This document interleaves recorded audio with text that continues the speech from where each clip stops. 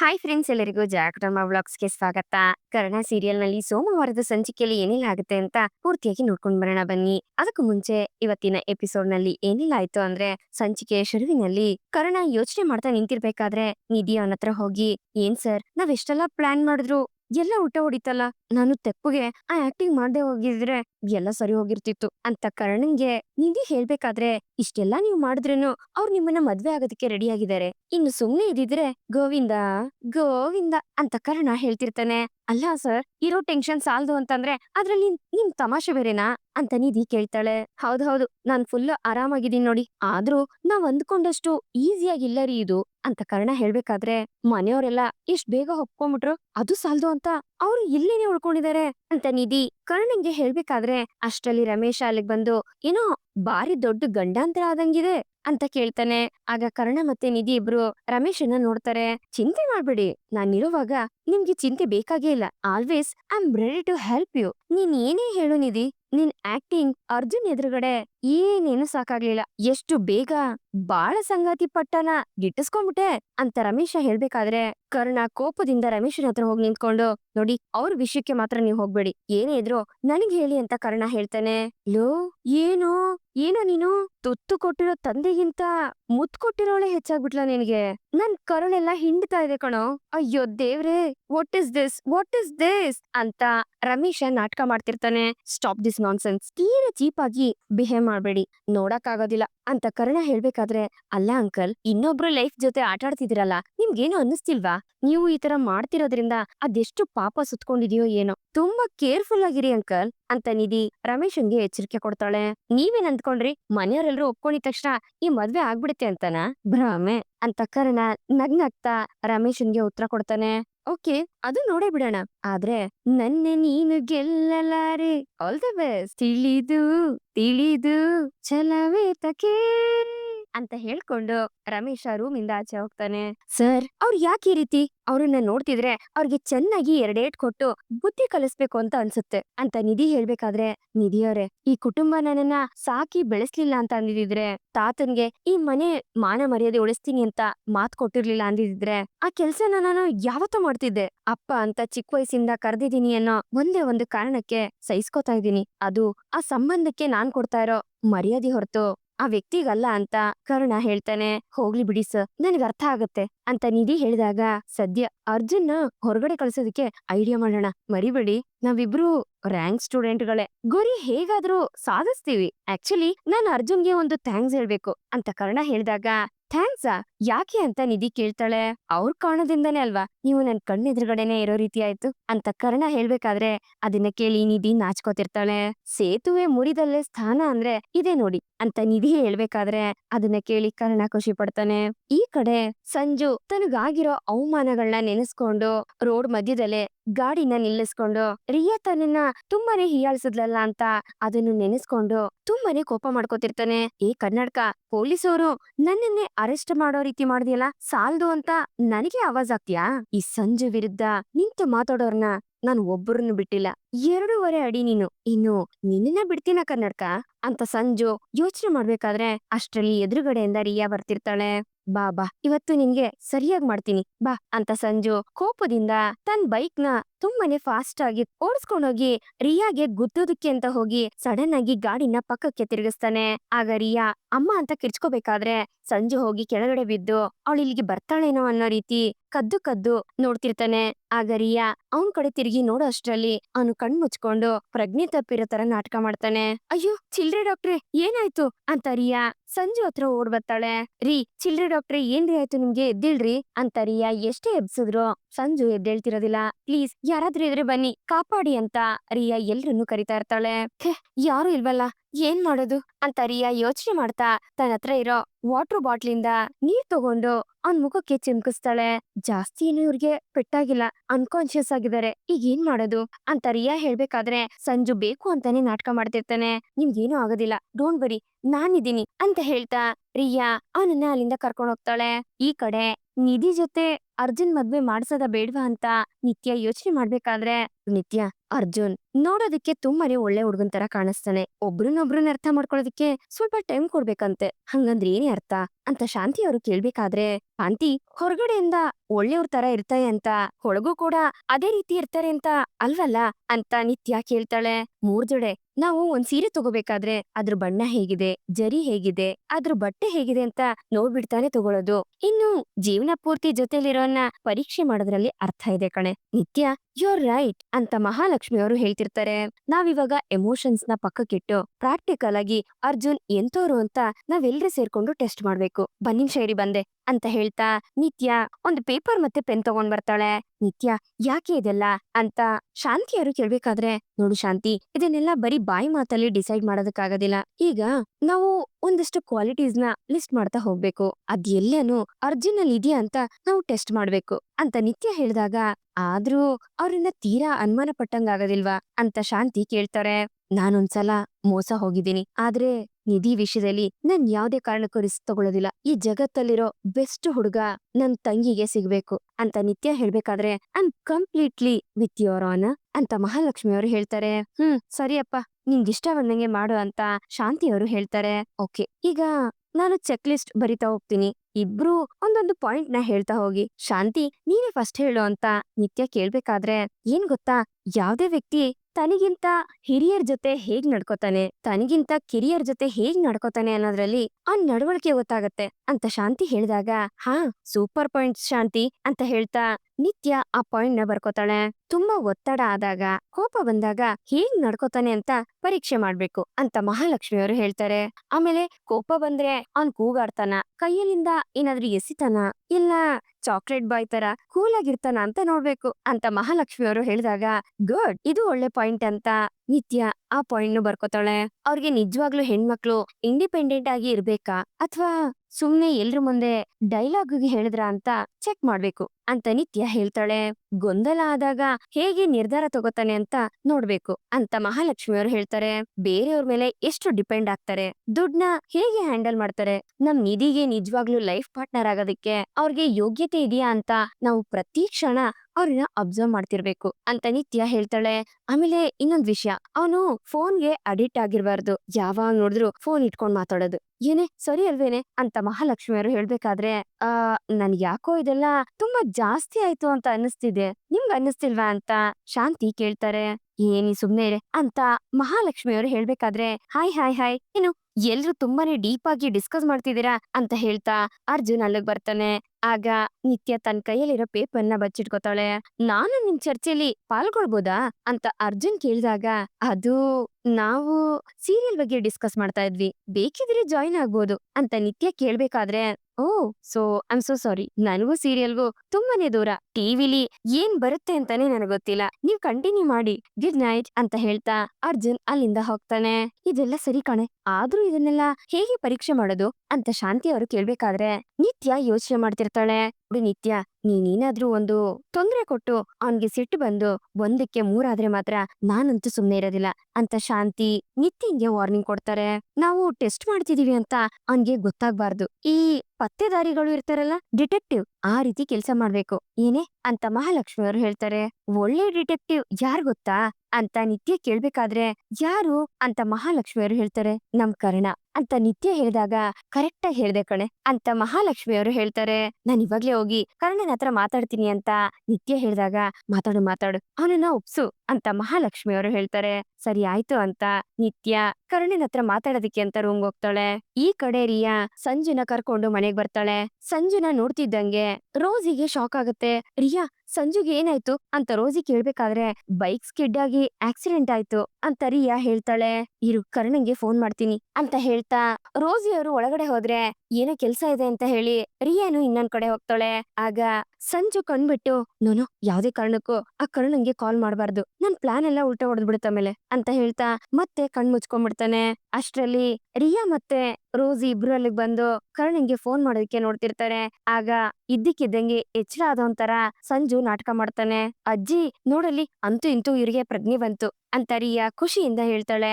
ಆಗ ಸಂಜು ನಿಧಾನಕ್ಕೆ ಎದ್ದು ಕುತ್ಕೋತಾನೆ.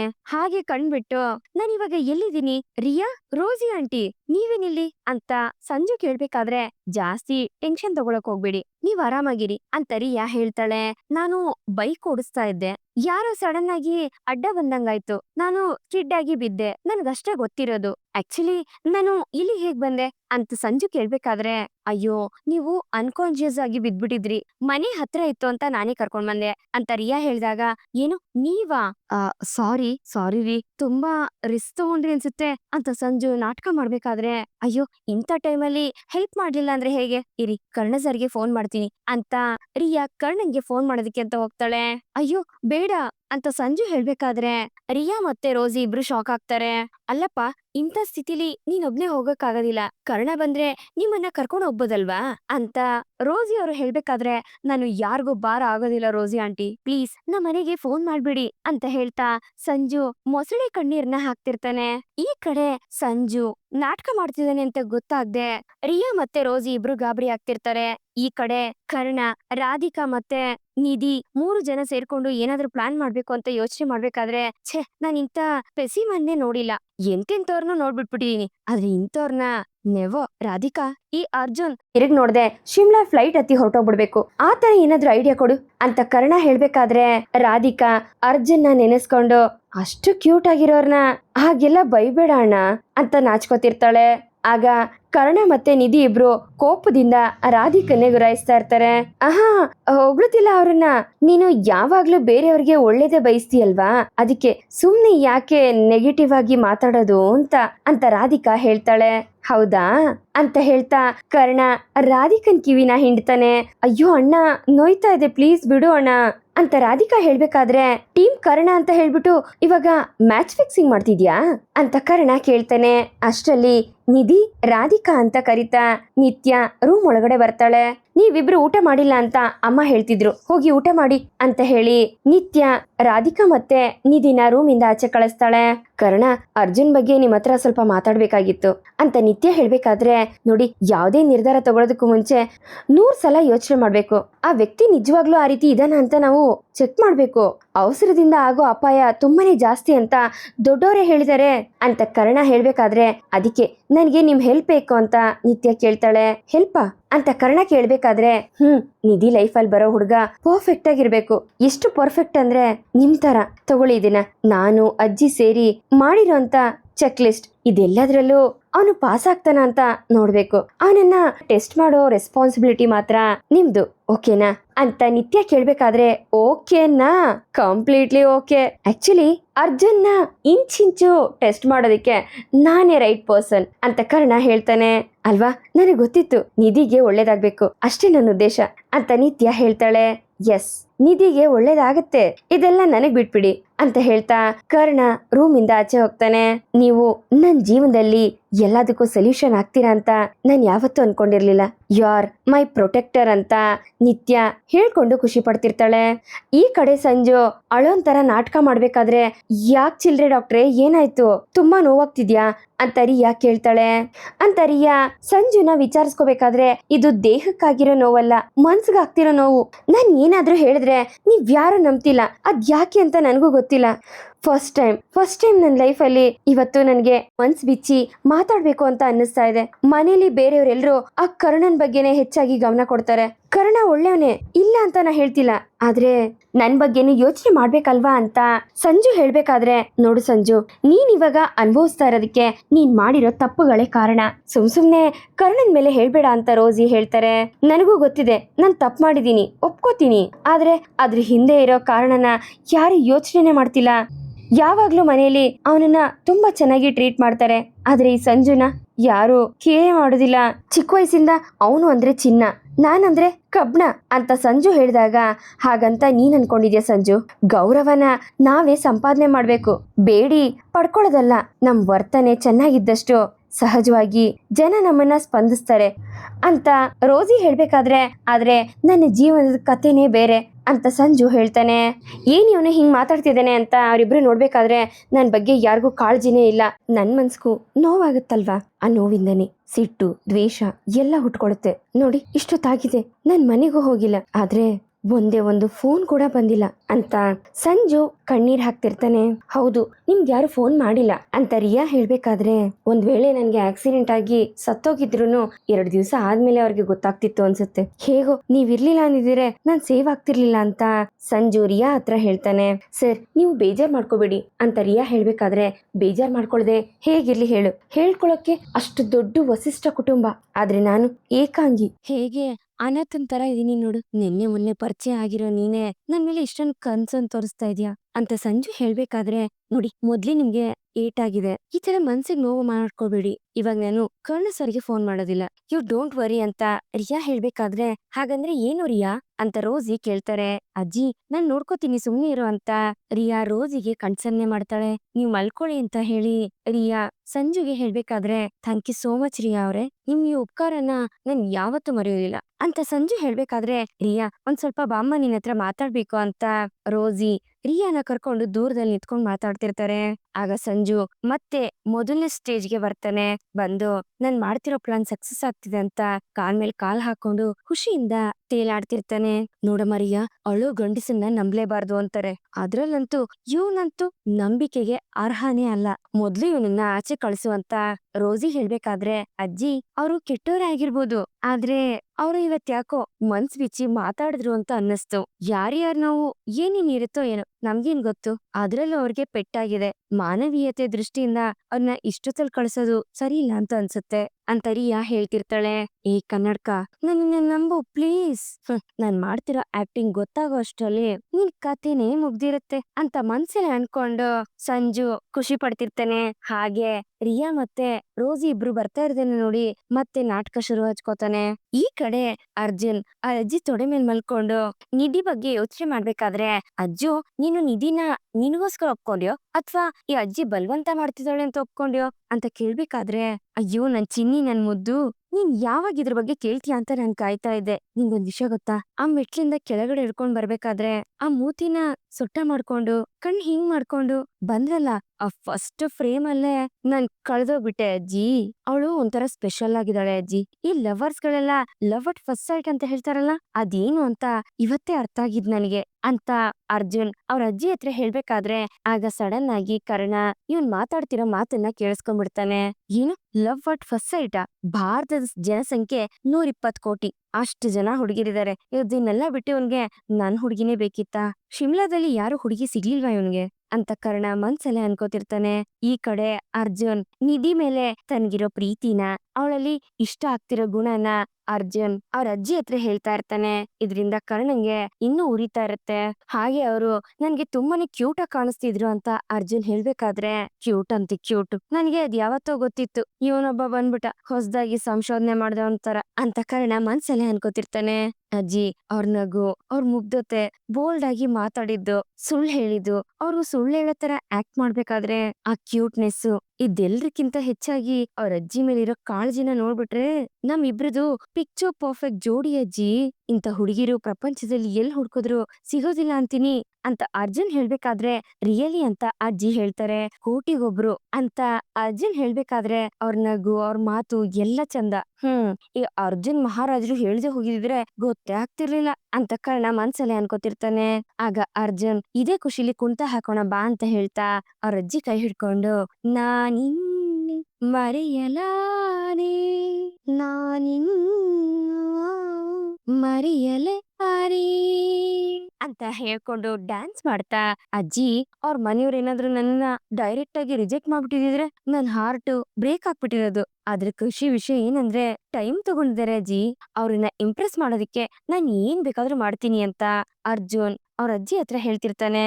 ನೋಡೋ ಅಜ್ಜು, ನಿನ್ಗಿರೋ ಒಳ್ಳೆ ಮನ್ಸಿಗೆ ಒಳ್ಳೆ ಗುಣಕ್ಕೆ ಲೈಫ್ ಪಾರ್ಟ್ನರ್ ಅಂದ್ರೆ ಇವನೇ ನನಗಾಗಿರ್ಬೇಕು ಅಂತ ನೀನಿನ್ನ ಅವಳು ಹುಡ್ಕೊಂಡ್ ಬರ್ತಾಳೆ, ನೋಡ್ತಾ ಇರು, ನನ್ ಮೊಮ್ಮಗನ್ ತರ ಒಳ್ಳೆ ಹುಡ್ಗ ಈ ಪ್ರಪಂಚದಲ್ಲಿ ಯಾರಿದಾರ್ ಹೇಳು ಅಂತ ಅರ್ಜುನ್ ಅಜ್ಜಿ ಹೇಳ್ಬೇಕಾದ್ರೆ, ಹೇನಾ ಆದ್ರೂ ನನ್ ಜೀವನ ಈ ತರ ಟ್ರಯಾಂಗಲ್ ಲವ್ ಸ್ಟೋರಿ ಆಗುತ್ತೆ ಅಂತ ಅನ್ಕೊಂಡೇ ಇರ್ಲಿಲ್ಲ.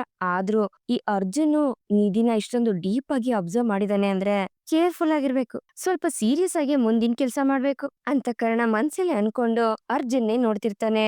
ಈ ಕಡೆ ಕರ್ಣ ನಿಧಿಗೋಸ್ಕರ ಅಂತ ಏನಾದ್ರು ತಿಂಡಿ ಮಾಡ್ಕೊಳ್ಳೋಣ ಅಂತ ತರಕಾರಿ ಹೆಚ್ಚಬೇಕಾದ್ರೆ ಅಷ್ಟೊತ್ತಿಗೆ ಅರ್ಜುನ್ ಅಜ್ಜಿ ಅಲ್ಲಿಗ್ ಬಂದು ಕರ್ಣ ನೀನ್ ತರಕಾರಿ ಹೆಚ್ಚಿತಿದ್ಯಾ ಅಂತ ಕೇಳ್ದಾಗ ಮಹಾಲಕ್ಷ್ಮಿ ಅವ್ರು ಬಂದು ನಮ್ ಕರ್ಣ ತುಂಬಾ ಚೆನ್ನಾಗ್ ಅಡ್ಗೆ ಮಾಡ್ತಾನೆ ಅಂತ ಹೇಳ್ತಾರೆ.